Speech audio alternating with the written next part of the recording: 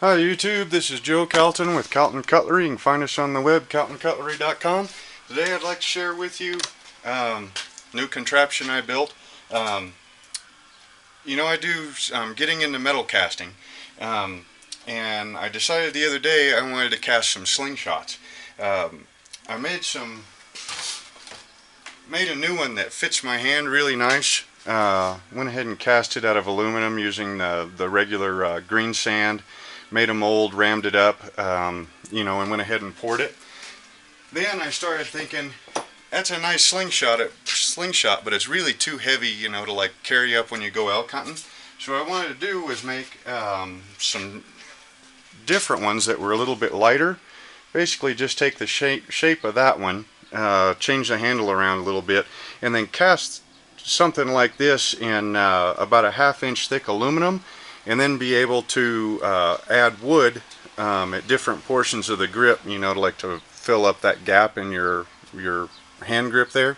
Anyway, so long story short, I decided something like that would probably work a little bit better with the lost foam casting method. And I have done a little bit of that, but not a whole lot. And the reason for it is, if you guys have ever tried to cut this stuff, it doesn't cut very well at all. I mean, here's a good sharp knife, and of course now it's going to make a liar out of me. That was a fairly clean cut, but you can see right in here where the styrofoam broke off. So let's say you were wanting to cut a pattern like that out with just a knife, then you'd have to come back over and get rid of all that stuff. So a little bit of research led me to these foam or styrofoam hot wire cutters.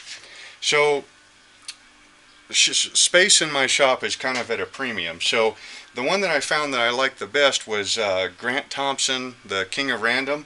He built this version right here. And the nice thing about it is that not only do you have a nice, wide working surface that would be level if my bench was level, but it also breaks down. So you pick that up, turn this portion that away, and this goes in, like so. And it all folds up nice and neat. And he has a latch on his, which I haven't put together yet, but then you can stuff it in a corner, and you don't have to, it protects the cutting wire, and just makes everything real nice and neat. So if you want to build this particular frame version, just look up on YouTube Grant Thompson, King of Random. I think he called it the styro-slicer, which is a real catchy name, I think, also. So anyway, so I built the body and everything, but then I was having a heck of a time with the controls for it. So I got a dimmer switch, picked up a 12 volt 120 to 12 volt transformer at Home Depot. It was a doorbell chime transformer, and it didn't work very well. It didn't have enough amps at 12 volts to be able to cut through the aluminum. So went to Radio Shack, and of course my local Radio Shack doesn't carry that sort of stuff. So then I went to a friend of mine who works on a lot of appliances, and asked him if he might not have a transformer like that, and of course he didn't. Well, that place is also right next to a flea market. So I go walking through that flea market, seeing if I can't find, I knew I probably wasn't going to find a transformer, but maybe, an old car battery charger or something like that. Needed 12 volts at roughly 2 amps or so. And what I came up with was so much better, and it's actually pretty cool. This is a train transformer. So apparently the guys that are into the model trains, this takes, I've never got into those. I mean, I've seen them occasionally, but I've never really looked at them that close. But apparently they run on very small DC motors. And then the guys that build those, I mean, you've seen some of the really incredible ones, where they've got like a whole landscape made up, and then they've got a little train that's on tracks, and it runs, around there, and, toots the horn a couple of times, and looks really cool. Well, apparently this is the sort of thing that controls that. So it takes in 110 or 120, and then of course the a lot of the writing on it has been worn away in different spots, so not really sure what all it says, but it's got an on-off switch. You've got a lever here that as you turn it up, it increases the voltage, and I'm guessing also the amperage. This is pretty neat right here. Look at that. They put a fuse, which they have labeled as a circuit breaker, right on the face. Can you imagine that? I mean, if a company was to do that on a thing today, and somebody stuck their finger on there and got a little shock, they'd sue that company out of business. But it's still kind of nifty. It's a master pack, maybe Amco, no trains, who knows. Manufactured by Scintilla Rail and Power Works, New York, New York. Anyway, it's a nifty little unit. Like I said, it was in the flea market. I picked it up for $12 or $13, something like that. So I brought it home to see if that would fix my my power problem. I did have a cord from like an old, I think it was a portable CD player, that looked like it was about the right size, and it worked pretty good until I started trying to adjust the power level down with a dimmer switch, and I think that must have messed it up somehow. Sorry, I'm really light on electronics, so I can't really explain how all this stuff works. But anyway, so what we're going to do is I've got a piece of 1/2-inch styrofoam, and I went ahead and traced my pattern for the slingshot frame on it. So we'll go ahead and turn this on, crank it up a little bit, and you can see how it works. Now, like I said, I'm pretty light on electronics, which means that, me and electricity don't get along so well. So whenever I'm working with something, that I'm not too sure of, I always plug in one of these. Just a regular old power cord, but it gives you an extra on-off switch just in case. Plus, it's got a surge protector in there, so hopefully it won't blow everything up, just that. So anyway, so we're going to turn it on. We're going to turn the transformer on. I have it wired up at number 3 and 4, which it says here says 0 to 12 volts right up under here. It doesn't say what amperage. Over here it says 12 volts DC, 15 volts AC at 2.5 amperes. So, take that for what it's worth. So anyhow, so we got that power on. Let's move you over here so you can see.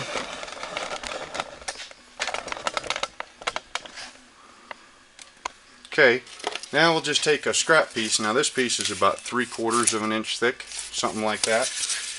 And we'll just start moving the power up. I had it marked where it just barely started cutting a little bit ago. And of course, this thing being so old, the contacts might be kind of corroded, it might take a little bit of use to get it to, working smoothly again. Or it might blow up in 5 minutes and then, have to look for another way to do it. So I got the little lever at about halfway up and down now. Oh, and this, all it is you've got an electrical cord run through a hole in the 3/4 inch PVC, and it splits. One side goes this way, one side goes this way. This is some picture hanging wire. 100-pound test, I think. It's a 7-strand wire. So you just cut off a bit of it, run it through. You got a spring to tension it. All that's on Grant Thompson's video. Anyhow, so we're starting to cut a little bit here. Let's give it a little bit more juice. There we go. Now see, the really neat thing about this train transformer is that I can dial that thing in to where it just barely moves, or bring it up to where it cuts really, really fast. So this right here is probably the setting I'm going to want to use for the 1/2-inch stuff.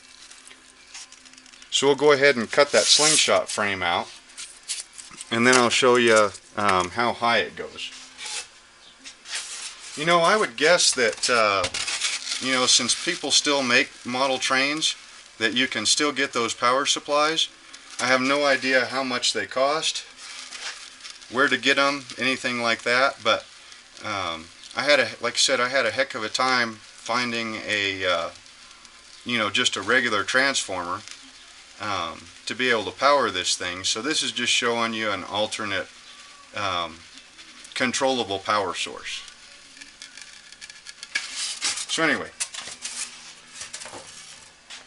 now besides my shaking and everything, that is a really smooth cut. There's no whiskers on it. It's very, very smooth. There's no rough spots or anything like that. So now we'll come in. Yeah, I think you can see that.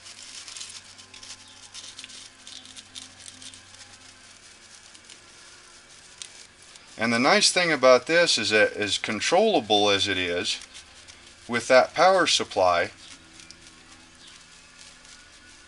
means I can control the amount of heat that goes to the wire, which I'll show you that here in just a second, as soon as I get around this portion of it. Well, no, that's not really going to show it to you all that well. Let's back out of it to see that piece is going to come off. We'll do a little bit on the forks here, and I'll show you what happens when you have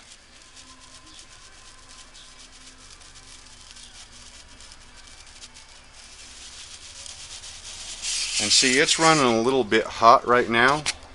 You see how wide that cut is?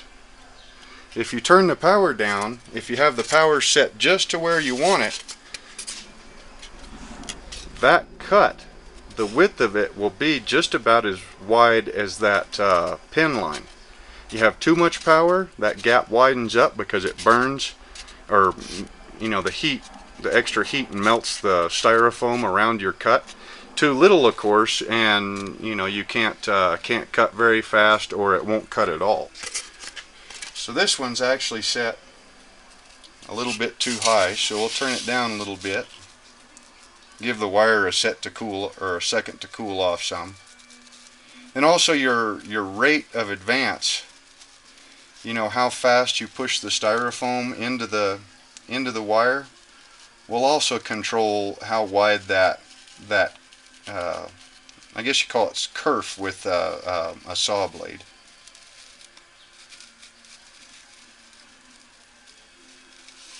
So now let's back it out some and turn it down even more. You know, and anytime you get a new tool, there's always a pretty good learning curve. Let's kind of cool the wire down with some of the styrofoam to the new setting.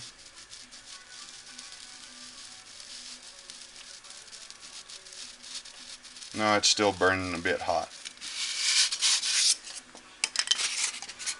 But anyway, yeah, you can see all the shaking that I'm doing. Maybe I need another cup of coffee. I'm going to turn it down some more and see if I can't get you a good example of that thin kerf.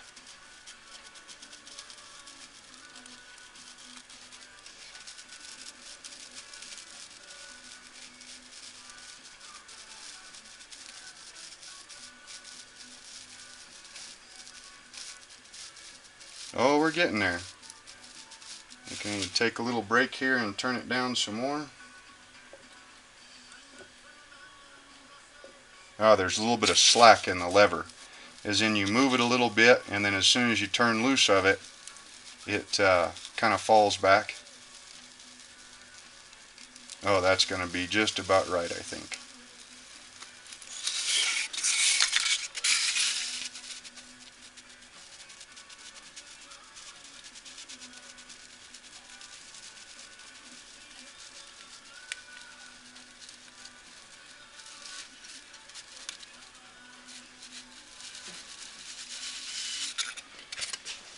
Now see how much thinner that kerf is? Just a hair wider than the pin mark. But anyway, that is the new styrofoam cutter. Hope you enjoyed it, and if you get a chance, build one of the things, and hope you enjoyed the video, and we'll talk to you next time.